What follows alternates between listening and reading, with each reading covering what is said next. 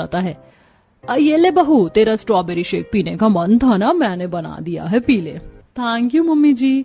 Sejal strawberry shake पीती है कि शकुंतला का फोन आ जाता है। उस वक्त रोहित भी वहीं होता है।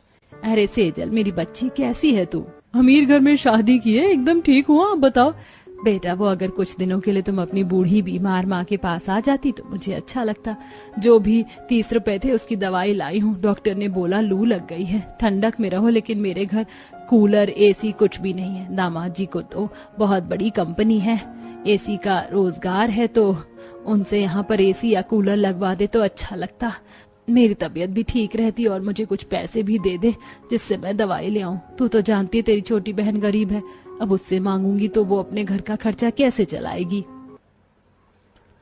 इतनी रामायण सुनाने से अच्छा है शुरू में ही बोल देती, अपनी अमीर बेटी दामाद को देखकर पैसे मांग रही हो, घर में एसी लगवाना चाहती हो, वरना तुम फोन क्यों करती? इसीलिए याद आ रही होगी मेरी। क्या आपको इसीलिए अपने अमीर दामाद की याद आई?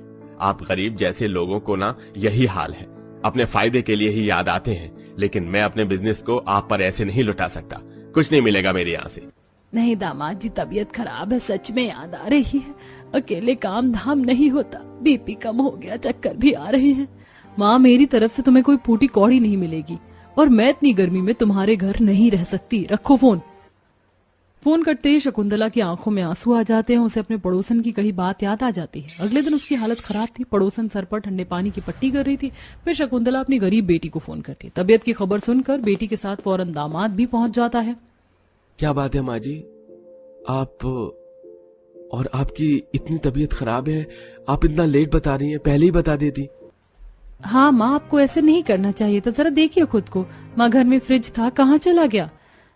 वो तुम दोनों की शादी का पैसा चुकाने के लिए मैंने बेच दिया।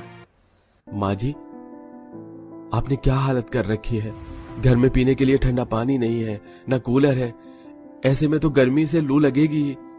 सुहानी तुम माँ जी का ख्याल रखो, मैं अपने वहां से मिट्टी का मटका लेकर आता हूँ, और दवाई भी खत्म है।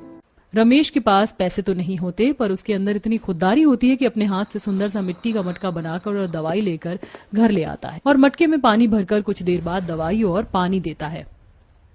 शुक्रिया दामाद जी, आप बहुत अच्छे हैं। सिर्फ सुहानी से बात हुई थी और आप फौरन चले आए, और एक मेरी बड़ी बेटी और दामाद है। कोई बात नहीं माँ जी, हम है ना। सुहानी तुम बिल्कुल भी माँ जी की तरफ से हटना नहीं, खाना पीना मैं करूंगा। रमेश खुद खाना पीना बनाकर अपनी सास की सेवा करता है, सोता है, और सुबह अपने माता पिता के पास भी जाता है, और फिर गर्मी में मिट्टी के मटके बनाकर लोगों को बेचता भी है। यही वह कुछ दिनों से लगातार काम करता है, जिससे बचे हुए पैसों से किस्त पर सास